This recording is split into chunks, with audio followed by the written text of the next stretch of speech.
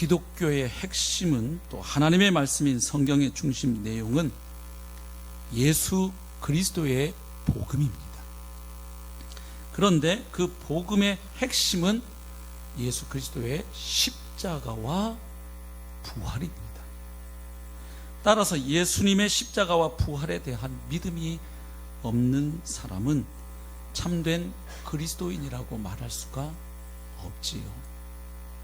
그런데 의외로 교회 안에 예수님의 부활이 분명한 역사적 사실임을 믿지 못하는 분들이 많습니다. 그리고 예수님의 부활이 사실임을 믿기는 하지만 그것이 무엇을 의미하는지 잘 모르고 신앙생활 하는 분들도 매우 많습니다.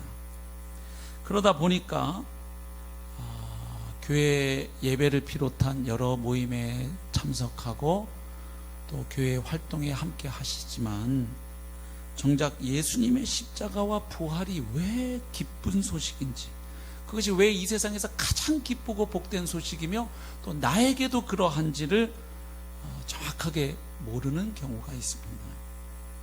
특별히 예수님의 부활이 왜 나에게 그토록 기쁜 소식인지, 그래서 내 삶을 바꾸어 놓을 수밖에 없는 능력의 소식인지를 잘 모른 채 교회 생활 하시는 분들이 계십니다. 그렇게 되면 이제 예수님의 십자가와 부활을 사실로 믿어도 그 사실이 내 삶에 그다지 큰 능력으로 역사하지 않지요. 또 그 복음이, 예수님이 2000년 전에 죽으시고 부활했다는 그 팩트가, 그 사실이 나의 삶과 인격을 바꾸어 놓지 못하게 됩니다. 오늘 참으로 기쁘고 감격스러운 부활절을 맞아서 예수 그리스도의 부활이 의미하는 바가 무엇인지를 다시 한번 정리해 보고자 합니다. 그렇게 함으로 예수님의 부활이야말로 오늘 나에게 가장 기쁘고 복된 소식일 뿐만 아니라 온 세상에 미칠, 이 세상에서 가장 기쁜 소식인지를 깨닫게 될 수 있기를 소망합니다. 뿐만 아니라 부활 신앙으로 이 세상을 능력 있게 기쁨과 소망으로, 또 의로움과 경건함으로 살아갈 수 있게 되기를 소망합니다. 오늘 짧은 본문 두 구절을 보셨죠. 두 곳 다 보면 예수님의 부활이야말로 성경에 나타난 모든 진리들을 믿을 수 있게 하는 결정적인 증거가 된다는 말씀입니다. 요한복음 2장 22절에는 예수님을 3년 동안이나 따라다니고 동행했던 제자들 이야기가 적혀 있지요. 제자들은 예수님과 3년 동안 함께 했습니다. 대부분 갈릴리에서 어부로 지내던 사람들이었는데, 물론 다른 직업을 가진 사람들도 일부 있었죠. 그 생업을 버리고 예수를 만난 이후 예수에게 인생을 겁니다. 그래서 그분을 따라 나섭니다. 배와 그물을 다 버려두고 그분을 따라 나서지요. 3년 동안 다니면서 예수님이 행하시는 놀라운 기적과 표적들을 수도 없이 보았습니다. 또 예수님의 입에서 나오는 하늘의 메시지를, 그 놀라운 복음의 말씀을 듣게 되었습니다. 그리고 예수님의 인격을 그들은 곁에서 지켜보았습니다. 그러나 그럼에도 불구하고 그들은 예수를 하나님으로, 하나님의 아들로 믿지는 못했습니다. 그저 이스라엘을 다시 해방시킬 구원자 정도가 될까, 아니면 그 어떤 선생들도 하지 못했던 놀랍고 지혜로운 말씀을 전해주시는 놀라운 위대한 스승, 아니면 인간의 힘으로는 감히 하기 어려워 보이는 놀라운 능력을 행하는 능력자 정도로 기대하고 따라다녔죠. 그분이 하나님이신 줄은 믿을 수 없었습니다. 생각해보면 이해가 됩니다. 아무리 훌륭해도 그렇지 그 30대의 청년을 하나님이라고 믿는 것은 지금뿐만 아니라 2000년 전에도 믿기 어려운 사실이었죠. 그러던 제자들이 언제 예수를 제대로 믿고 또 성경 말씀을 믿게 되었다고 말하고 있나요? 바로 예수께서 부활하신 이후에야 성경과, 물론 여기 말하는 성경은 구약 성경이겠죠. 구약 성경의 말씀들과 그리고 예수께서 하셨던 말씀을 비로소 믿게 되었다. 이렇게 말하고 있죠. 또 사도행전 17장에 나오는 말씀은 이제 부활하신 예수님을 주님으로 만나게 되어 사도로 변신한 바울이 아테네 지역, 그 철학으로 유명한 도시 아테네에 가서 설교한 내용 가운데 한 구절입니다. 뭐라고 선포합니까? 바로 하나님께서 예수 그리스도를 부활시키신 사건이야말로 모든 사람에게 믿을 만한 확실한 증거가 된다. 부활을 통해서 우리는 성경이 계시한 여러 영적 진리들을 믿을 수 있다. 그리고 예수를 믿을 수 있게 된다. 그렇게 선포했던 것이죠. 오늘 우리는 예수님의 부활이 무엇을 의미하는지, 또 예수님의 부활을 믿게 된다면 우리가 주님의 부활로 말미암아 동시에 무엇을 믿을 수 있게 되는지, 그 진리들을 좀 확인해 보겠습니다. 첫 번째로 예수님의 부활로 우리가 알게 되고 믿을 수 있게 된 것은 나사렛 예수가 누구이신지에 대한 내용입니다. 즉 예수님의 부활로 말미암아 예수가 그리스도이시고 하나님의 아들이시고 만유의 주이심을 믿을 수 있게 됩니다. 예수님의 부활로 우리가 왜 예수님이 누구신지를 믿을 수 있게 되냐 하면 성경에 예수님의 부활을 이렇게 표현하고 있기 때문입니다. 신약 성경 읽어보시면 예수님의 부활 사건을 묘사하는 문장은 두 가지 패턴이 있습니다. 하나는 하나님이 그분을, 즉 예수님을 죽은 자들 가운데서 다시 일으키셨다, 이렇게 표현합니다. 가령 사도행전 2장, 3장, 5장, 10장, 13장 쭉 보시면 사도들이 설교할 때 공통적으로 나오는 패턴이 하나 있습니다. 뭡니까? 너희들이 그를 죽였다. 하지만 하나님은 그분을 다시 살리셨다.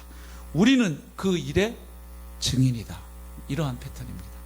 그러니까 예수님의 부활 사건은 하나님이 인간의 역사 가운데 일으키신 사건임을 말하는 것이죠. 또 한 가지 패턴은 수동태 문장으로 쓰일 경우입니다. 이번에는 주어가 예수님입니다. 아까는 주어가 하나님이었죠. 하나님이 예수를 일으키셨다, 다시 살리셨다 하는 표현이고요.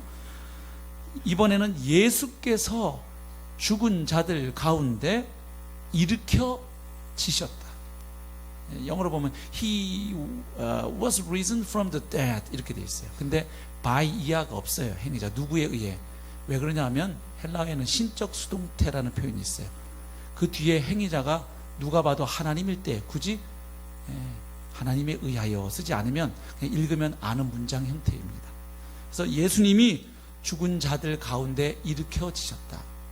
그러니까 우리가 자주 쓰는 문장 패턴이 아니죠. 우리는 예수님이 부활하셨다, 보통 우리는 이렇게 쓰죠. 근데 성경에서는 예수님의 부활을 하나님이 그분을 일으키셨다, 혹은 그분은 하나님에 의하여 일으켜지셨다, 이렇게 표현합니다. 그러니까 부활은 무엇보다도 하나님이 생명 없는 곳에 생명을 빚으신 사건이라고 말하는 것입니다.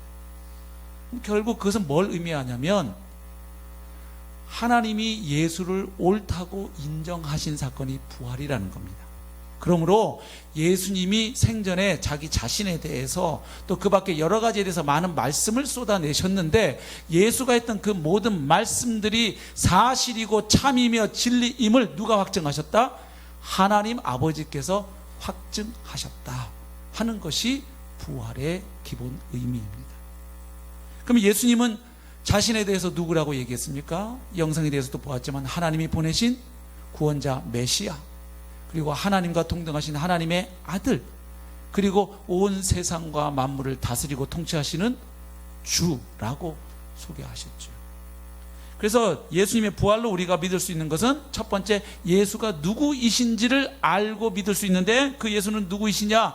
그리스도이시고 하나님의 아들이시며 주이십니다. 자, 예수님이 그리스도이심을, 메시아이심을 어떻게 알 수 있나요? 부활로 특별히 어떻게 알 수 있나요? 자, 구약 성경에는 메시아에 대한 예언이 약 450개 이상의 예언이 나옵니다. 그 예언들을 전체적으로 정리해 보면 대략 이런 내용입니다. 수백 가지 예언들이지만 앞으로 하나님이 메시아를 보내실 것이다. 그분은 하나님이 인간 되어 오신다. 그래서 그분이 이렇게 태어나시고 태어나실 장소는 어디고, 메시아의 탄생에 대한 이야기, 그리고 그분이 어떤 삶과 사역을 하실 것이다. 삶을 사시고 사역을 감당하실 것이다. 생애에 대한 이야기, 그러다가 그분이 어떻게 죽으실 것이다. 그리고 그분이 부활해서 승천하게 될 것이다. 영광에 들어가실 것이다. 이런 내용으로 압축이 됩니다.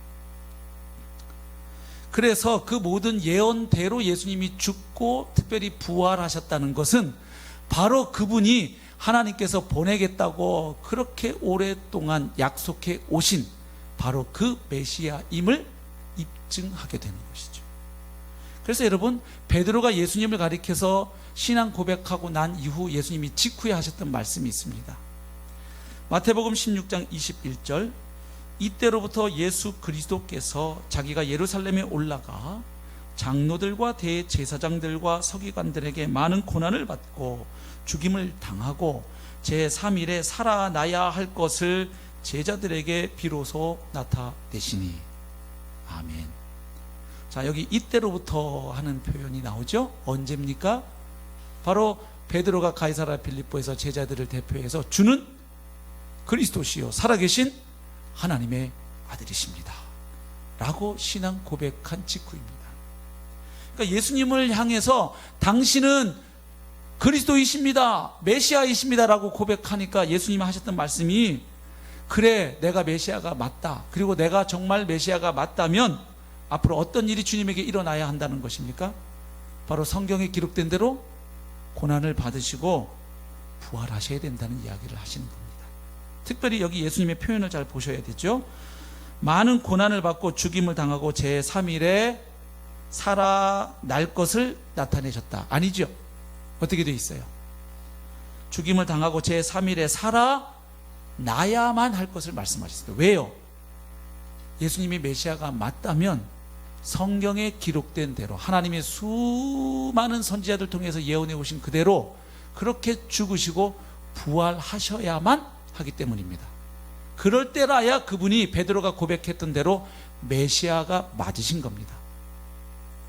그렇지 않으면 그분이 아무리 놀라운 기적과 표적을 많이 행하셨어도 그분은 또 한 사람의 능력자일 뿐 하나님이 보내신 메시아는 아닙니다. 예수님 말고도 능력자는 많습니다. 선지자들도 기적 많이 행했어요.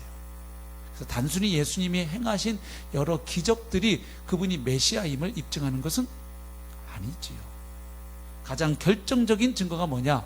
성경에 예언된 대로 죽으시고 부활하실 때 그분의 메시아됨이 입증되는 것입니다. 그래서 실제로 예수님은 죽으시고 부활하신 후에 제자들을 찾아가셔서 말씀을 주시는데 그때 이런 말씀을 주십니다. 누가복음 24장 26절 27절입니다.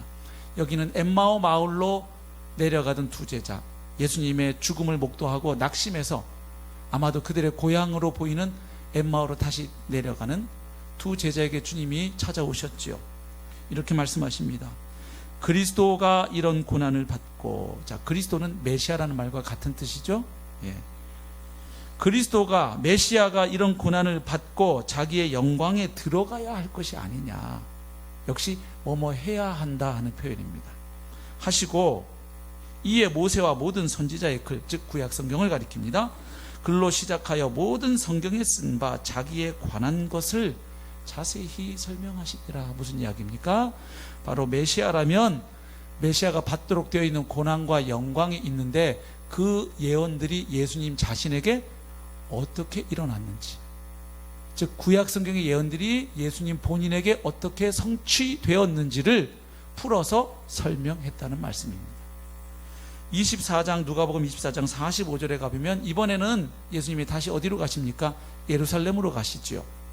그래서 두려워 떨고 있는 그 제자들에게 주님이 또 하신 말씀입니다. 이에 그들의 마음을 열어 성경을 깨닫게 하시고 또 이르시되 이같이 그리스도가 고난을 받고 제3일에 죽은 자 가운데서 살아날 것과, 그러니까 구약 성경에 이런 내용이 기록되어 있었다는 것이죠. 또 그의 이름으로 죄사함을 받게 하는 회개가 예루살렘에서 시작하여 모든 족속에게 전파될 것이 기록되었으니 너희는 이 모든 일의 증인이라. 왜요? 그 기록된 모든 말씀이 누구에게서 성취되었습니까? 바로 그들이 3년간 따라다녔던 나사렛 예수, 바로 그분에게 이루어졌으므로 이제 그 하나님의 말씀이 성취되었다고 나가서 증거해야 될 사람들은 바로 부활한 나를 만난 너희들이다. 그렇게 말씀하시는 겁니다. 그래서 이제 부활하신 주님을 만난 모든 사람들, 특별히 사도들은 이제 담대하게 복음을 선포하기 시작했는데, 그 복음의 핵심적인 내용이 고린도전서 15장 3절과 4절에 잘 요약되어 있지요. 한번 같이 읽어보실까요? 시작.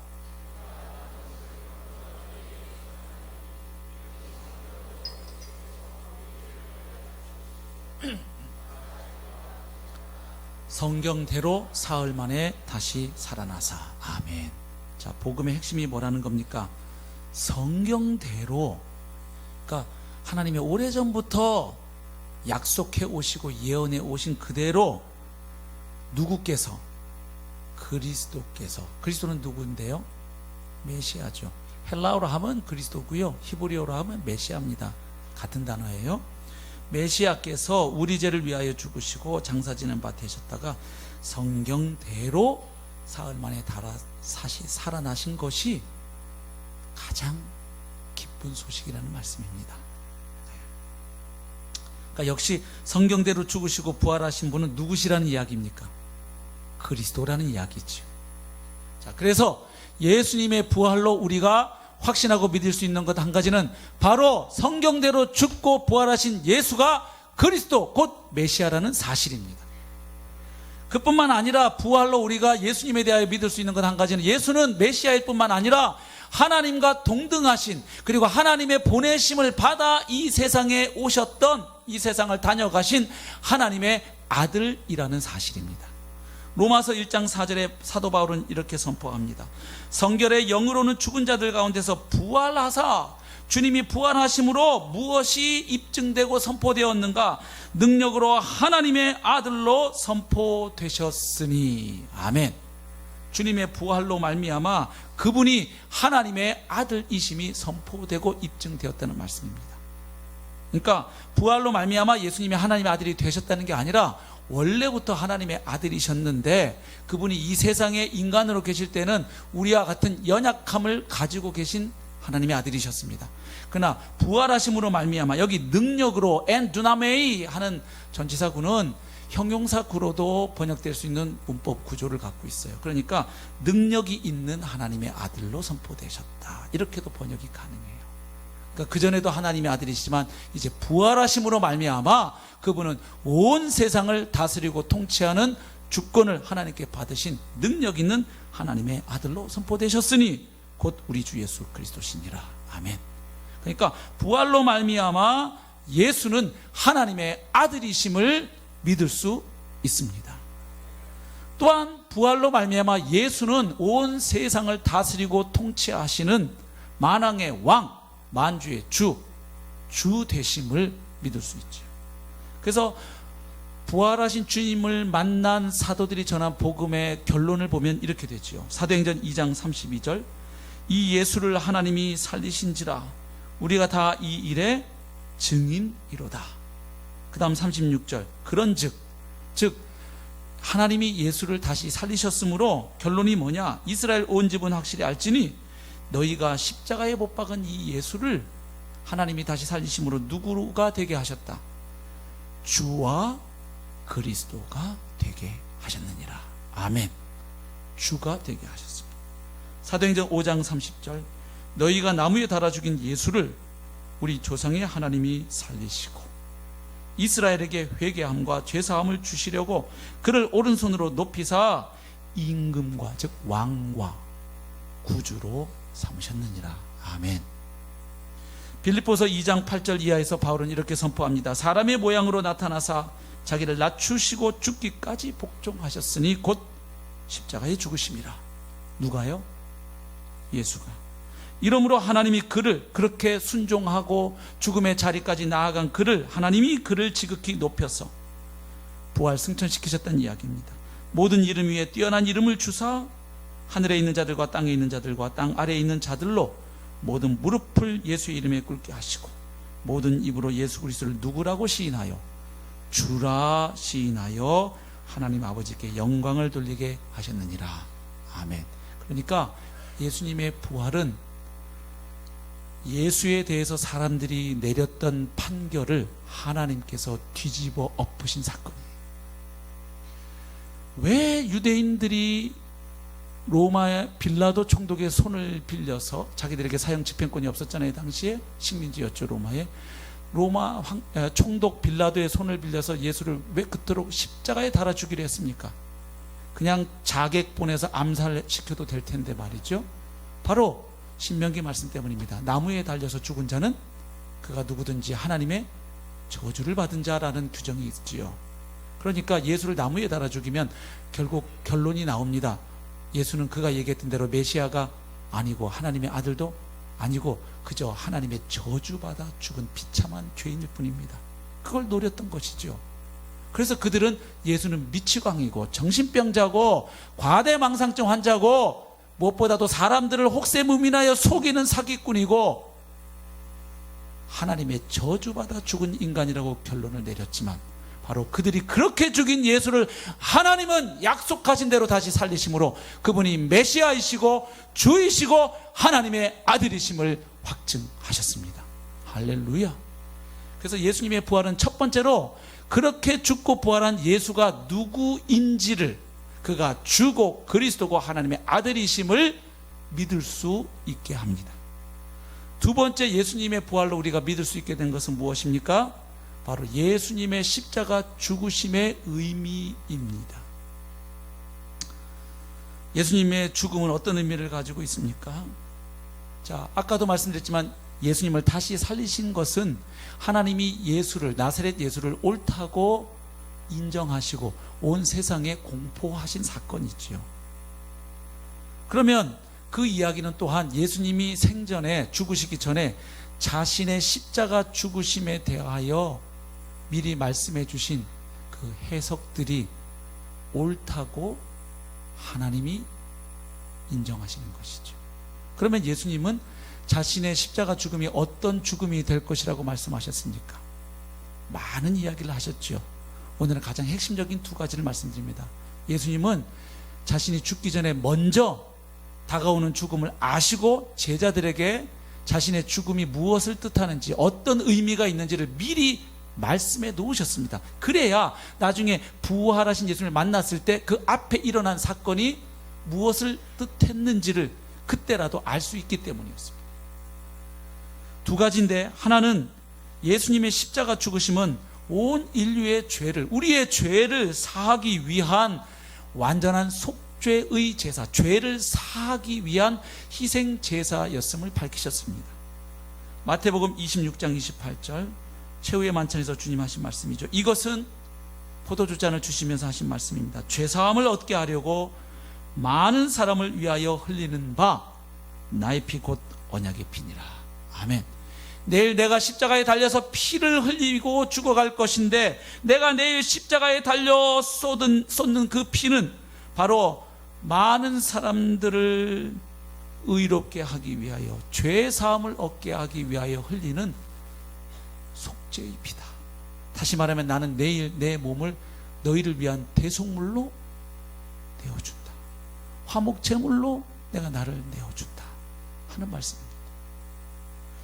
또한 예수님은 자신의 죽음이 새로운 언약을 맺게 하는 제사가 된다고 말씀하셨죠. 누가복음 22장 20절, 저녁 먹은 후에 잔도 그와 같이 하여 이르시되, 이 잔은, 붉은 포도주를 주시면서, 이 잔은 내 피로 세우는 어떤 언약? 새 언약이니 곧 너희를 위하여 붓는 것이라. 다시 이야기하면 내일 내가 십자가에서 흘리는 피는 너희 죄를 사하기 위한 속죄의 제사일 뿐만 아니라, 피일 뿐만 아니라 너희와 하나님 사이에 새로운 언약을 맺게 하는 피. 그래서 그 결과 너희가 하나님의 진정한 언약 백성이 되고 그 하나님은 너희의 하나님이 되시도록 하는 그 언약이 체결되게 하는 피가 될 것이다 하는 말씀입니다. 특별히 새 언약이라는 단어에 주목하실 필요가 있죠. 새 언약이라는 말은 뭐가 있다는 것을 전제합니까? 그 전에 다른 옛 언약이 있다는 말이죠. 그래서 새 언약에 대한 말씀은 예레미야 31장 31절로 34절에 잘 나와 있습니다. 시간 관계상 찾지는 않겠지만 여러 번 말씀 중에 인용했던 말씀입니다. 아시죠? 예레미야 선지자를 통해서 하나님이 예언하십니다. 장차 내가 이스라엘과 유다 집에 새 언약을 맺을 것이다. 근데 이 새 언약은 과거에 이스라엘 백성이 시내산에서 하나님과 모세를 중개자로 해서 하나님과 이스라엘 사이에 맺어졌던 옛 언약과 완전히 다른 새 언약이다. 그들은 옛 언약을 맺었지만 그 언약을 다 뭐 해버렸다? 파기하고 깨뜨려버렸다. 그래서 하나님은 장차 새 언약을 맺게 하신다. 그래서 그들의 죄를 완전히 사하셔서 의로운 자들로 만드시고, 그래서 하나님은 이제 그들의 하나님이 되시고 그들은 하나님의 참된 언약 백성이 될 것이다 하는 예언의 말씀이 있죠. 지금 예수님께서 바로 이 말씀을 염두에 두시고 내일 내가 십자가에서 흘리는 피는 바로 그 새 언약을 위한 피다 말씀하셨죠. 그러니까 예수님께서 성경에 예언된 대로 죽으시고 부활하셨다는 얘기는 예수님이 하셨던 말씀대로 그분의 죽음이, 십자가가 우리 죄를 사하게 한 속죄의 제사일 뿐 아니라 우리를 참된 하나님의 백성 만들기 위한 새 언약의 제사라고 말씀하셨는데, 그 말씀이 사실이라고 하나님께서 확인 도장 찍어주셨다는 의미가 됩니다. 그러므로 예수님의 부활로 말미암아 우리는 예수님의 십자가가 우리를 구원하기 위한 십자가인 줄로 믿을 수가 있습니다. 사도 바울은 그래서 선포하지요. 로마서 4장 25절, 예수는 우리가 범죄한 것 때문에 내줌이 되고 어디에? 십자가에. 또한 우리를 의롭다 하시기 위하여 살아나셨느니라. 아멘. 우리의 의롭게 됨과 주님의 부활이 연관되어 있죠. 고린도전서 15장 17절, 그리스도께서 다시 살아나신 일이 없으면, 주님의 부활이 없다면 너희의 믿음도 헛되고, 예수가 하나님의 아들이라는 믿음, 천국과 지옥이 있다는 믿음, 예수 믿으면 구원받는다는 믿음, 그 모든 믿음 다 꽝이고 이 소리입니다.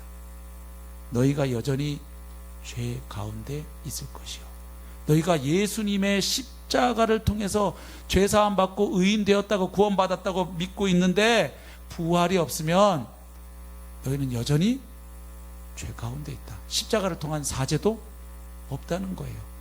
그 십자가에 달려 죽은 예수가 성경대로 부활했기에 그 십자가의 죽으심이 우리를 살리기 위한 죽음이었던 것입니다. 그래서 예수님의 부활로 우리가 믿을 수 있게 된 것은 예수가 누구이신지, 그리고 예수님의 죽음이 무엇을 뜻하는지를 믿을 수 있게 합니다. 세 번째로 예수님의 부활로 우리가 믿을 수 있게 된 것은 하나님이 어떤 분이신지 하는 내용입니다.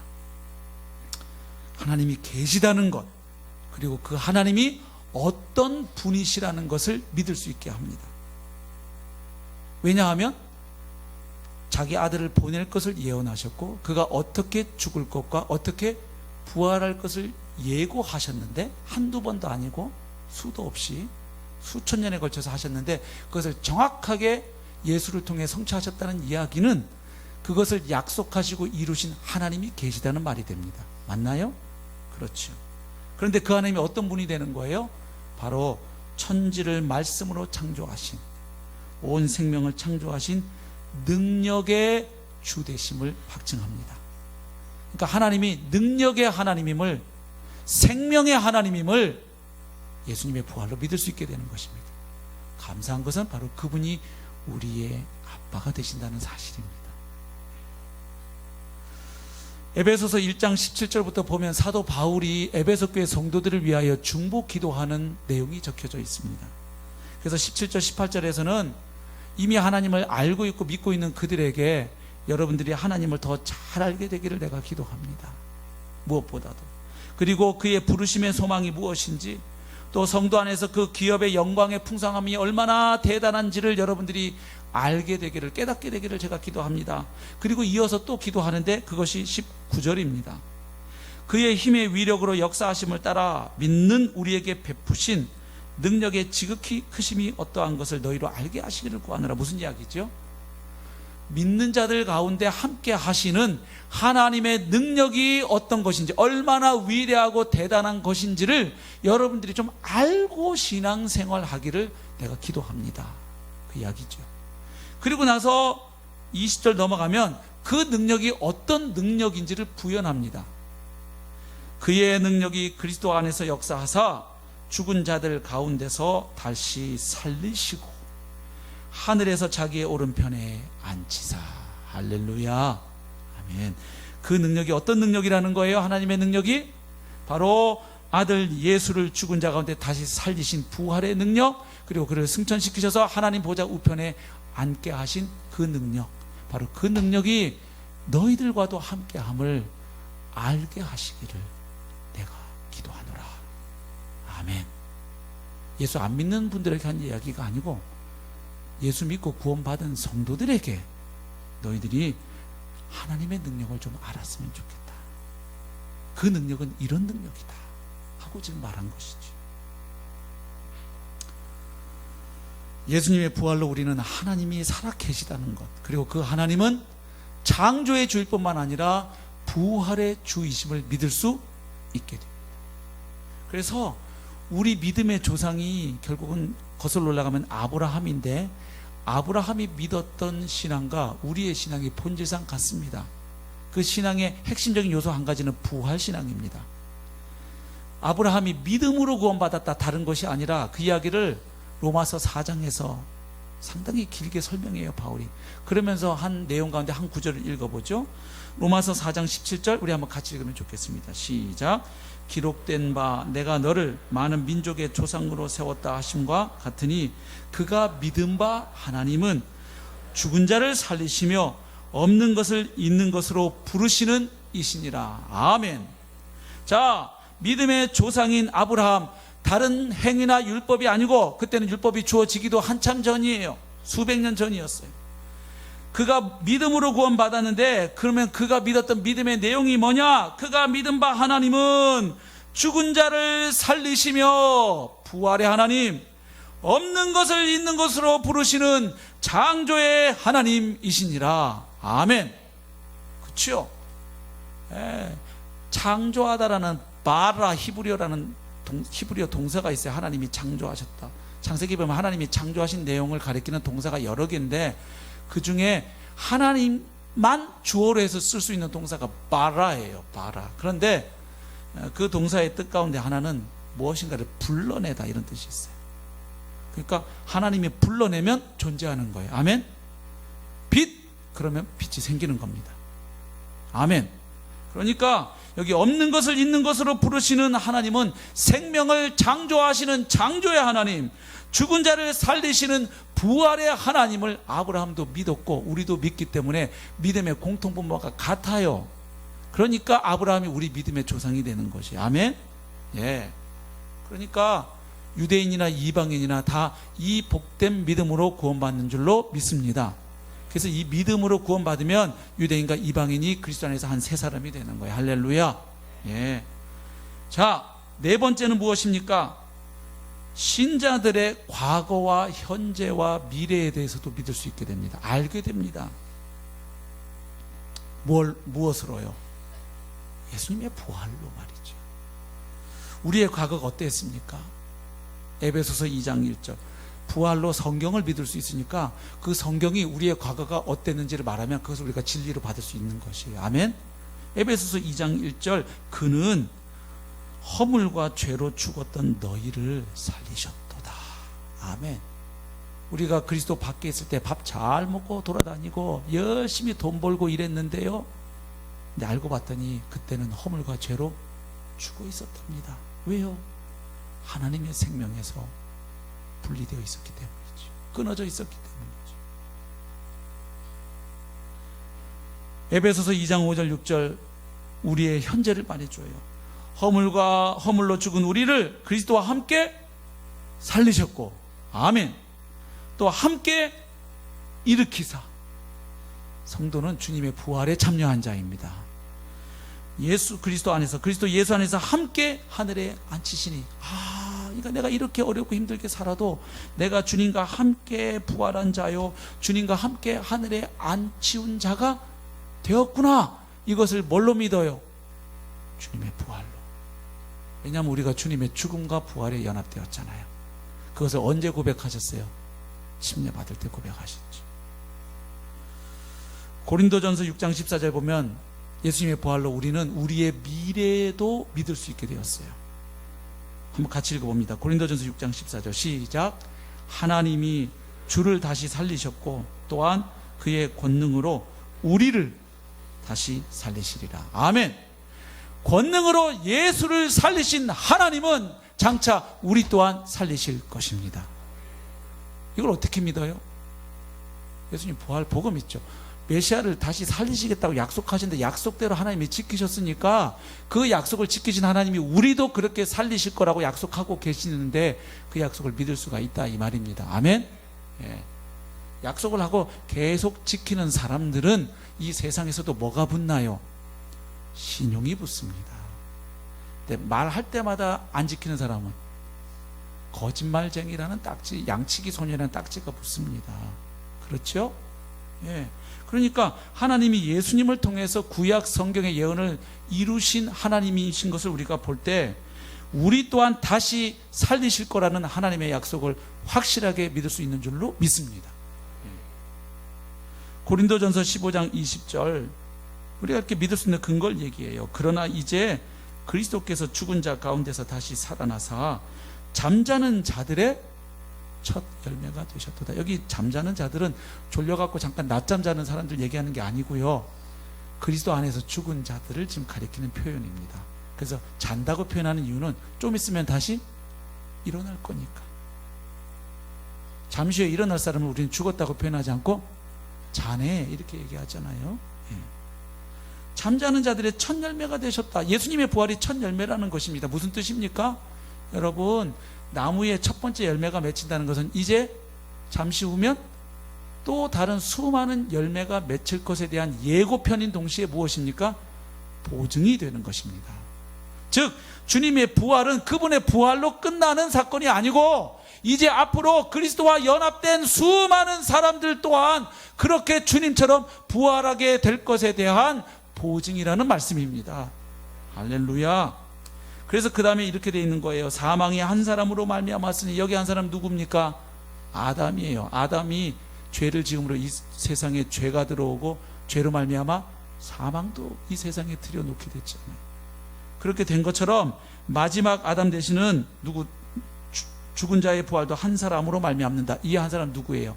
마지막 아담이신 예수 그리스도입니다.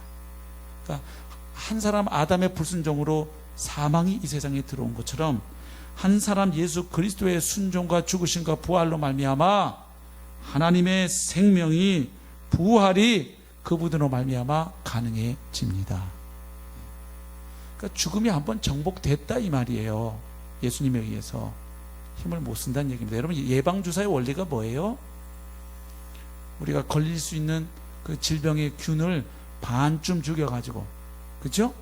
너무 쌩쌩하면 예방주사 맞고 어떻게 되겠어요? 감기 걸리죠? 예, 그렇죠? 독감 걸려버려요. 예, 반쯤 죽여서 약간 힘을 못 쓰는, 그러나 살아있는 놈을 넣어서 이제 몸에서 어떻게 합니까? 그 놈을 싸워서 이기는 경험을 축적시키는 거예요. 그래서 몸에 뭐가 생기도록 그 세균에 대한, 바이러스에 대한 면역 능력을 체득시켜 놓는 거예요. 맞죠? 예.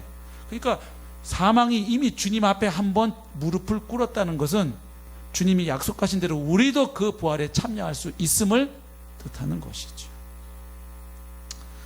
또 예수님의 부활로 우리의 현재와 미래에 대해서 빌립보서 3장에서는 이렇게 말합니다. 20절, 그러나 우리의 시민권은 하늘에 있는지라. 아멘. 이 땅에 살아가지요. 우리가 발을 붙이고 살아가는데 예수님의 부활로 말미암아 이제 우리의 진짜 시민권은 어디에 있음을, 하늘에 있음을 믿을 수 있게 된 거지요. 거기로부터 구원하는 자 주 예수 그리스도를 기다리노니, 다시 오실 예수님을 우리가 기다리지요. 그는 만물을 자기에게 복종하게 하실 수 있는 자의 역사로 우리의 낮은 몸을 자기 영광의 몸의 형체와 같이 변하게 하시리라. 할렐루야. 그러니까 주님은 우리의 이 낮은 몸을 부활하신 주님의 그 영광의 몸의 형체와 같이 변하게 하실 거라는 약속입니다. 할렐루야죠. 70 넘어간 우리 성도님들을 만나면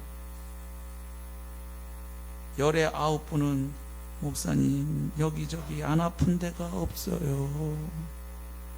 무릎, 허리, 고관절, 눈 안 보이고 귀 안 들리고. 아까도 잠깐 예배당 밑에서 올라오는데 우리 모치님 평상시에 새벽 기도하실 때도 쌩쌩하게 걷는 모치님이 천천히 이렇게 걸으셔서 제가 가서 지금 딱 웃으시잖아요. 그래서 왜 그러세요? 그랬더니 목사님 어제까지도 잘 걷는데 지금 갑자기 그렇다고 그러셔서 잠깐 기도하면서 올라왔는데, 그렇죠. 어제까지 멀쩡하시다가 그 다음날 댁에서 넘어지셔갖고 막 낙상하시고, 그죠? 열에 9분 만나면 그런 이야기가 한 분은 안 하시는데 그분은 그 말할 힘이 없어서 못 하시는 거예요. 너무 아프니까. 약으로 사시고 병원에 출근 도장 찍으시고. 조금 부자 노인분들을 만나면 목사님 우리는 젊어서 번 돈 병원 다 갖다 줘요. 병원에 갖다 줄 돈이 있으면 행복한 줄 아셔야지. 그죠? 그렇잖아요. 무슨 얘기를 하는 거냐면 우리의 몸이 낮은 몸이라는 거예요. 세균에 취약하고 미세먼지 조금만 하면 콕콕 이렇게 뒤집어 써야 되고, 햇볕 조금만 쐬면 자매님들은 완전히 이슬람 여인이 돼요. 조금만 자외선 지수 나오면 다 뒤집어 쓰고 산책을 하시는 분들을 봤어요. 눈하고 요렇게 나오고. 답답한데 잘 걸으시더라고요. 놀라워요. 자, 낮은 몸이에요. 감기 걸렸다 싶으면 폐렴으로 가서 그냥 세상 떠나기도 하고요. 조금 무리하면 골골거리고. 이런 몸을 부활하신 주님의 몸의 형체와 같이 바꾸실 줄로 믿습니다. 이게 우리의 미래예요. 우리의 현재를 또 알 수 있어요. 골로새서 3장 1절, 그러므로 너희가 그리스도와 함께 다시 살리심을 받았으면 위의 것을 찾으라. 거기는 그리스도께서 하나님 우편에 앉아 계시느니라. 위의 것을 생각하고 땅의 것을 생각하지 말라. 무슨 이야기입니까?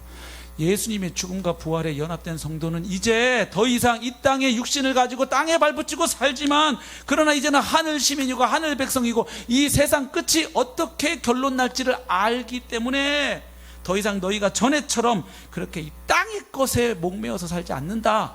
너희는 이제 위의 것을 생각하고 추구하고 살아갈 수 있는 자들이 되었다, 이 말입니다. 현재가 달라졌다는 얘기예요. 그러니까 그리스도인들의 과거, 미래, 현재에 대해서 우리는 주님의 부활로 확신할 수 있는 것입니다. 마지막으로 예수님의 부활로 우리는 이 세상의 과거와 현재와 미래에 대한 하나님의 말씀을 믿을 수 있습니다. 이 세상의 과거에 대해서 성경은 어떻게 선포합니까? 창세기 1장 1절, 태초에 하나님이 천지를 창조하시니라. 이 세상은 우연히 어찌하다 보니까 존재하게 된 것이 아니고 창조주 하나님께서 그분의 분명한 뜻과 목적과 의도에 따라서 창조하셨구나. 하나님이 창조하신 세상임을 예수님의 부활로 믿게 됩니다. 부활이 아니면 믿을 수가 없어요. 왜냐하면 이 세상 처음 생길 때 본 사람이 아무도 없어요. 보셨어요? 이건 과학으로 입증이 안 돼요. 과학으로 입증할 수 있는 것은 여러분, 실험이 가능해야 돼요. 자연과학적 어떤 그 지식은 그렇게 형성되는 거예요. 반복적으로 실험해서 동일 조건에서 실험했을 때 동일한 결과가 얻어질 때 그것이 과학적인 법칙이 돼요. 근데 세상이 처음 창조된 사건은 실험할 수가 없고 관찰할 수가 없어요. 맞죠? 과학으로 입증할 수 있는 건 관찰을 해서 가설을 세우는 거예요. 그리고 그 가설을 실험을 통해서 입증할 때 그것이 법칙이 되고 진리가 돼요. 근데 처음 세상 생길 때 누가 거기 있었는데? 아무도 없었는데 뭘 어떻게 관찰을 하고 어떻게 실험을 해요? 과학의 영역이 아니죠. 그래서 진화론을 믿는 것도 사실은 대단한 믿음이에요. 진화론이 입증이 안 됐잖아요. 그 중간골이라고 했던 화석들 전부 그 원숭이와 사람 중간 단계라고 했던 것도 다 그 원숭이 유골인 거 밝혀졌거나, 등이 굽어 있는 거 원숭이라고 생각했던 거는 다 그 비타민 D가 부족해서 허리가 굽은 사람인 거 밝혀지고, 뭐 다 아니면 또 조작된 걸로 다 밝혀졌잖아요. 그러니까 그것도 창조에 대한 것 못지않게 진화도 믿음이거든요. 사실은 신앙인데 이상하게 과학책에 그 내용만 써있으니까 사람들이 진화론은 과학적 지식이고 창조는 신앙의 영역인 줄 알아요. 아니에요. 둘 다 믿음이에요. 근데 어떤 믿음이 근거와 타당성이 있느냐 생각해보면 답이 나오지. 자, 창세기 1장 31절, 하나님이 지으신 그 모든 것을 보시니 보시기에 심히 좋았더라. 뭘 알 수 있어요? 지금 우리가 살고 있는 이 세상은 재난이 있고 공포가 있고 두려움이 있고 눈물과 고통이 있단 말이죠. 악이 있어요. 참 세상 살기가 그래서 힘들어요. 그런데 이 세상이 원래는 이렇지 않았다는 것도 우리는 알게 돼요. 하나님이 처음 세상을 지으셨을 때 그 세상은 하나님 보시기에 심히 좋았던 세상입니다. 안식이 있었고요, 평화가 있었고요, 기쁨이 있었어요. 에덴 동산, 에덴이란 말 자체가 기쁨, 즐거움, 희락이라는 뜻이에요. 그 땅에 강이 4개가 흘렀어요. 풍요로운 땅이었어요. 에덴 동산에서도 물론 아담과 하와는 놀고 먹지는 않았어요. 에덴 동산을 경작하며 지키도록 하셨으니까 일이 있었고 사명이 있었지만, 그러나 그때 일은 먹고 살기 위해서 입에 풀칠하기 위한 노동이 아니었어요. 먹고 사는 건 이미 해결됐죠. 에덴 동산에 있는 모든 것을 네 임의로 다 먹어라. 단 선악과 하나만 빼고. 그런데 이 세상이 어떻게 망가졌어요? 오늘 우리가 경험하는 것처럼 창세기 3장 17절, 범죄한 후에 하나님이 아담에게 말씀하십니다. 아담에게 이르시되 네가 네 아내의 말을 듣고 내게 먹지 말라 한 나무의 열매를 먹었은즉. 우리 남자분들 잘 되려면요, 아내분들 말을 잘 들어야 돼요. 대부분은 맞아요. 근데 가끔은 아니에요. 선악과 같이 먹고 같이 죽자는 하와 말은 안 들었어야 돼요, 아담이. 예? 그러니까 형제님들, 다른 모든 얘기는 아내분들 말을 들으세요. 근데 교회 가지 말자, 오늘 예배 째고 놀러 가자, 듣지 마세요. 복음을 위해서 살지 말자, 듣지 마세요. 예. 교회 헌신하지 말고 헌금하지 말자, 듣지 마세요. 아시겠죠? 예. 그런 얘기하는 자매님들은 안 계시죠? 네. 자매들도 반대예요. 형제님이 우리 예수 믿지 말고 살자, 우리 자신 믿고 살자, 적금 통장 믿고 살자, 보험증금 믿고 살자, 믿지 마세요. 네 아내의 말을 듣고 내가 너에게 먹지 말라는 나무의 열매를 먹었은즉 그 결과가 뭐예요? 땅은 너로 말미암아 저주를 받고 너는 내 평생에 수고하여야 그 소산을 먹으리라. 노동의 의미가 왜곡되어요. 그전에는 먹고 살려고 입에 풀칠하려고 노동한 거 아니에요. 이미 먹고 사는 문제는 해결되어 있었고 하나님의 형상으로 다스리는 권세를 받았으니까 너에게 맡긴 이 땅을, 에덴 동산을 한번 멋지게 잘 경영해 보렴 하고 주신 일이었지요. 근데 죄 짓고 나니까 너 이제 이마에 땀 꽤나 흘려야 먹고 살 거다. 그 다음 구절 18절부터 보면 땅이 엉겅퀴와 가시를 내고 막 이런 구절 나와요. 이제 땅이 호락호락 네 말 잘 안 듣고 안 도와줄 거야. 그래서 너 고생 좀 한다. 그래서 평생 그렇게 이마에 땀 흘리고 살다가 너 죽어서 흙으로 돌아간다. 결국 그 얘기 나오죠.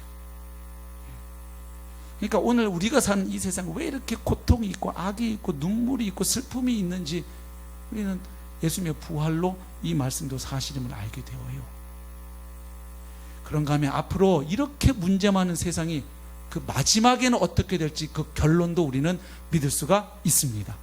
우리 계시록 21장 1절 2절 한번 같이 읽겠습니다. 우리에게 소망을 주는 말씀이거든요. 시작. 또 내가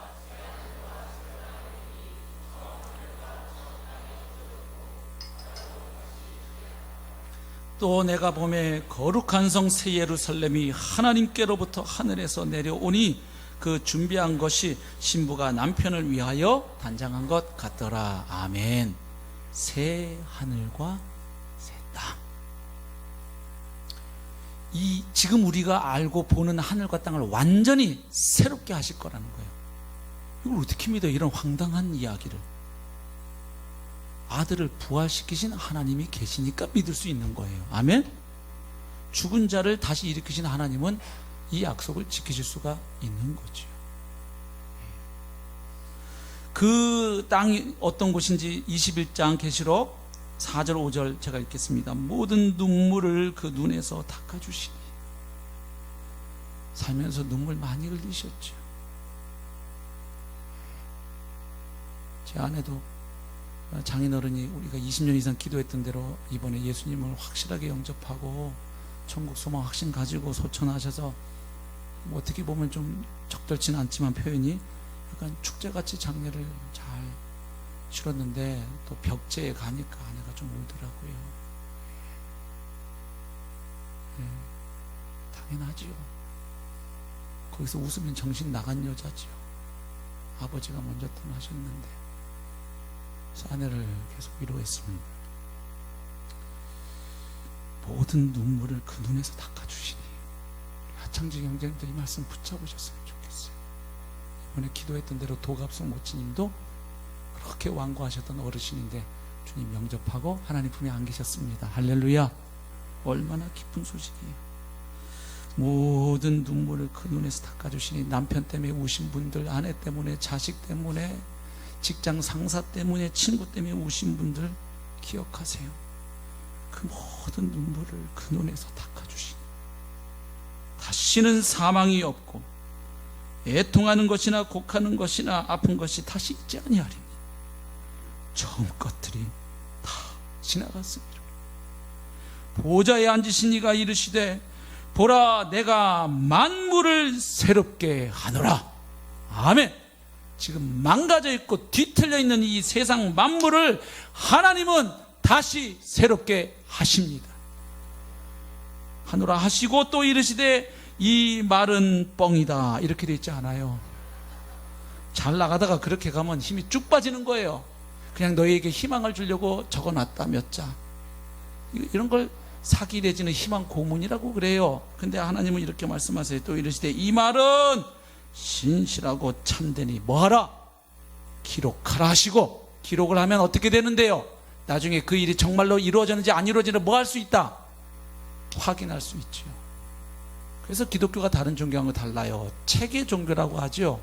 하나님의 말씀이 그냥 기도할 때 뭐 이렇게 영감으로만 하는 게 아니라 기록된 말씀으로 주셔서, 쉽게 말하면 이 말씀대로 안 되면 하나님이 사기꾼인 게 빼도 박도 못하게 드러난다 이 말이에요. 반대로 말씀대로 이루어지면 하나님이 살아 계시고 그 모든 말씀이 진리라는 이야기가 되는 거예요. 그저 이랬으면 좋겠다, 죽은 다음에 이런 일이 있으면 좋겠다, 희망 주려고 부활 이야기 만드는 게 아니죠. 사도행전 보시면 교회가 부활 교리를 만든 게 아니라 예수님의 부활이 교회를 탄생시켰어요. 맞아요? 그렇죠. 그래서 신자는 이 세상의 끝과 미래에 대해서도 알아요. 예수님의 부활로. 그래서 그것을 바라보면서 오늘을 살아가게 되는데, 로마서 8장 18절 생각하건대 현재의 고난은, 그리스도인들에게도 고난이 있다는 얘기예요. 아픔이 있어요. 그리스도인들도 암 걸려요. 교통사고로 죽어요. 새벽기도 가다가 믿음 좋은 권사님들도 가끔 가셔요. 그런 일이 일어나는 세상이에요. 현재의 고난은 장차 우리에게 나타날 영광과 비교할 수 없도다. 피조물이 고대한 바는 우리 신자들만 뭘 기다리고 소망하는 게 아니고 이 세상 피조물들이 다 만물이 기다리고 고대하는 게 있다는 이야기죠. 하나님의 아들들이 나타나는 것이니 피조물이 허무한데 굴복하는 것은, 지금 왜 피조물이 이렇게 죄와 사망의 세력에 이렇게 굴복하고 있느냐? 그것은 자기 뜻이 아니요 오직 굴복하게 하시는 이로 말미암입니다. 아까 죄로 인해서 땅이 뭘 받았어요? 저주를 받았지요. 그 바라는 것은 피조물도, 우리뿐만 아니라 피조물도 썩어짐의 종로로 탄 데서 해방되어 하나님의 자녀들의 영광의 자유에 이르는 것이니라. 피조물이 다 이제까지 함께 탄식하며 함께 고통을 겪고 있는 것을 우리가 아느니라. 이 세상도 지구도 지금 병이 들어서 탄식하고 있는 거 우리 알죠? 예, 뭐가 그렇게 모르는 단어가 자꾸 생겨. 엘니뇨, 라니뇨, 미세먼지. 저는 몇 년 전까지는 황사라는 단어만 알면 되는 줄 알았더니 뭐 미세먼지 그랬더니 요즘은 또 초미세먼지, 몇 마이크로, 뭐예요 그 측정 단위가? 몇 마이크로그램인가요? 아, 뭐 이상 어려운 말 맨날 뉴스에 요즘 가끔 뭐 날씨 보면 나와요. 예, 지구가 심각하게 병들어 있잖아요. 피조물이 다 이제까지 함께 탄식하며 함께 고통을 겪고 있는 것을 우리가 아느니라. 그뿐 아니라 또한 우리 어떤 우리 곧 성령의 처음 익은 열매를 받은 우리까지도, 성령으로 거듭난 우리도 기쁘고 감사하지요. 그러나 동시에 또 뭐가 있느냐? 속으로 양자될 것 곧 우리 몸의 속량을 기다리느니라. 앞으로 있게 될 몸의 부활을, 완전한 구원의 완성을 우리는 기다리고 소망하는 거예요. 근데 그 소망의 근거가 이미 그리스도 안에서 구원 받았기 때문에 이 시작된 구원이 완성될 것을 소망하는 거예요. 할렐루야. 예, 그냥 막연히 내가 이렇게 열심히 살면 구원해 주시겠지가 아니라 이미 은혜로 그리스도 안에서 구원 받았으니 장차 약속하신 그 구원에 내가 참여할 것을 믿고 소망하는 거예요. 할렐루야. 예, 우리가 소망으로 구원을 얻었으면, 그쵸, 소망으로 구원을 얻었다고 얘기하잖아요. 보이는 소망이 아니니 보는 것을 누가 바라리요. 눈앞에 뻔히 보는 걸 뭘 바라고 희망을 해요. 그게 눈앞에 현실인데 앞으로 있을 일 아직 보이지 않으니까 바라고 소망한단 말이에요. 만일 우리가 보지 못하는 것을 바라면 참음으로 뭐 할지니라? 기다릴지니라. 그러니까 우리는 이 시작된 구원을 누릴 뿐만 아니라 완성될 구원의 그날, 예수님 다시 오셔서 완성될 그날을 우리는 기다리고 소망하며 사는 자인 줄로 믿습니다. 근데 막연한 소망이 아닌 거지요. 감사하게도. 할렐루야. 예. 그래서요, 이 미래를 알면 그것이 우리로 하여금 현재 우리가 어떻게 살아가도록 영향을 줍니다. 베드로후서 3장 11절부터 봅니다. 이 모든 것이 이렇게 풀어지니 그 앞에 세상 끝에 종말에 있게 될 이야기를 베드로 사도가 얘기하고 나서 말합니다. 이제 그러니 너희가 어떠한 사람이 되어야 마땅하냐. 즉 미래에 어떤 일이 일어날 것이라는 건 단지 한참 뒤에 이런 일이 있을 거야 라는 걸로 끝나지 않고, 미래에 어떤 일이 있을 그 결론을, 끝을 아는 사람은 오늘 살아가는 삶의 자세가 달라진다는 얘기입니다. 맞죠? 예. 거룩한 행실과 경건함으로 세상 사람과 다르게 산다는 얘기잖아요. 하나님이 임하기를 뭐하고? 바라보고 간절히 사모하라. 그날에 하늘이 불에 타서 풀어지고 물질이 뜨거운 불에 녹아지려니와 우리는 그의 약속대로 의가 있는 곳인 어디를 바라보도다? 새 하늘과 새 땅을 바라보도다. 그러므로 사랑하는 자들아, 너희가 이것을 바라보나니 주 앞에서 점도 없고 흠도 없이 평강 가운데서 나타나기를 힘쓰라. 아멘. 그러니까요, 성도는 과거를 알고 미래를 알기 때문에 현재가 세상 사람과 달라지는 거예요. 왜냐하면 복음이 그래서 그래요. 여러분, 복음은 하나님이 예수 그리스도 안에서 이미 행하신 일에 대한 소식입니다. 또한 복음은 하나님이 장차 예수 그리스도를 통하여 하실 일에 대한 기쁜 소식입니다. 또한 복음은 지금 성령께서 예수 그리스도가 이미 해놓으신 일을 토대로 지금 어떤 일을 하신다는 기쁜 소식입니다. 그래서 결국 복음은 성삼위 하나님께서 은혜로 우리를 위하여 하셨고 하실 것이고 지금도 하고 계신 이야기입니다. 그래서 이 은혜의 복음은 우리를 달라지게 만드는 거예요. 베드로후서 3장 18절, 오직 우리 주 곧 구주 예수 그리스도의 은혜와 그를 아는 지식에서 자라가라. 구원받았으면 끝인 것 같은데 계속 자라가래요. 왜? 그 마지막 지점을 우리가 보고 있으니까 그걸 향해서 가다 보면 당연히 성장이 있지요. 영광이 이제와 영원한 날까지 그에게 있을지어다. 아멘. 디도서 2장 11절, 모든 사람에게 구원을 주시는 하나님의 은혜가 나타나서 우리를 양육한답니다. 그래서 그 양육의 결과가 뭡니까? 경건하지 않은 것과 이 세상 정욕을 다 버리고 신중함과 의로움과 경건함으로 이 세상에 살고 세상 사람과 다르게 살게 한다는 거예요. 은혜의 복음이. 복스러운 소망과 우리의 크신 하나님 구주 예수 그리스도의 영광이 나타나심을 기다리게 하셨으니 뭔가를 소망하면서 살아가요. 우리는 그가 우리를 대신하여 자신을 주심은 모든 불법에서 우리를 속량하시고 우리를 깨끗하게 하사 선한 일을 열심히 하는 자기 백성이 되게 하려 하심이라. 아멘. 그리스도인들이 선한 일을 열심히 하는 것은 그걸 열심히 하면 그게 공로가 되고 나의 의가 돼서 하나님이 그걸 보시고 나중에 구원해 주실까봐. 아니에요. 우리는 이미 은혜로 구원 받은 자예요. 아멘. 그리고 장차 완성될 구원에 참여할 자, 시작과 끝을 알기 때문에 오늘 우리는 하나님의 백성답게 살아갈 용기와 믿음을 얻는 거예요. 그러다 보니 이 세상살이가 세상 사람과 다른 삶의 자태와 냄새가 나는 거지. 끝을 아니까. 말씀을 맺겠습니다. 예수님의 부활은 단지 2000년 전 예수라고 하는 한 인간이 부활했구나 하는 이야기가 아닙니다. 그 예수님의 부활은 그 예수가 누구인지를 말해주고, 그분의 죽음이 우리에게 왜 기쁜 소식인지를 말해주고, 그를 살리신 하나님이 어떤 분이신지, 그리고 그분이 우리의 아빠가 되신다는 것이 무엇을 말하는지를 말해주고, 우리의 과거, 현재, 미래를 말해주고, 이 세상의 과거, 현재, 미래, 세상 끝까지 말해주는 것이 예수님의 부활입니다. 그래서 부활은 기독교의 심장이에요. 그래서 이 부활을 믿는 자와 믿지 않는 자, 믿어도 부활 생명으로 매일 살아가는 자와 그저 머리로만 믿고 사는 자의 삶의 색깔이 달라질 수밖에 없어요. 부디 바라기는, 사랑하는 성도 여러분, 예수님의 부활의 이 기쁜 이 부활절에 예수님의 부활을 믿음으로 말미암아 지금 오늘 나눈 이것들이 다 믿어지는 은혜가 있기를 축복합니다. 그래서 예수님의 부활이야말로 나의 삶의 모든 문제 해결책이 되시고 가장 기쁜 소식이 된다는 사실을 선포할 수 있기를 바랍니다. 예. 어떻게 예수님의 부활이 기쁜 소식이 되죠? 최근에 사랑하는 가족을 먼저 떠나보낸 분들 계시나요? 부모님이 먼저 가시고 자식이 먼저 가거나 친구, 내게 좋은 영향을 줬던 존경하는 스승님이 먼저 가셨거나. 예수님의 부활이 어떻게 복음이 됩니까? 우리가 부활하여 다시 재회할 것입니다. 지금 몸이 여기저기 아파서 아이고 이렇게 살려면 뭐하러 사노 하시는 분들 계세요. 참 꾸역꾸역도 산다 이런 생각이 올라오세요. 밑에서 부활의 소망을 잡으십시오. 이 낮은 몸을 주님의 영광의 몸으로 바꾸실 것입니다. 이 날로 타락해가고 망가지는 세상 보면서 자꾸 염세적인 마음이 드는 분 계세요. 주님의 부활을 잡으세요. 아들을 부활시키신 하나님은 이 세상을 새하늘과 새 땅으로 바꾸십니다. 만물을 새롭게 하십니다. 그걸 어떻게 믿냐고요? 예수 그리스도의 부활로 믿습니다. 이 복된 신앙으로 이 힘들고 어려운 세상살이 가운데 부활신앙으로 승리할 수 있기를 축복합니다.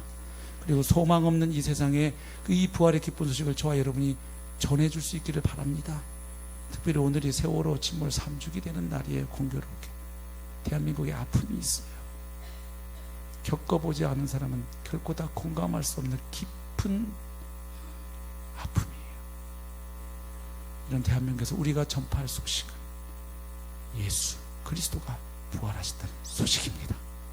우리 기도하기 전에 옆에 계신 분들, 앞에 계신 분들에게 손잡고 이 시간 적어도 2분 이상, 너무 오래는 못할 것 같아서, 예수님이 정말로 부활하셨습니다. 네. 기쁜 소식입니다. 대박입니다. 좀 옆에. 네.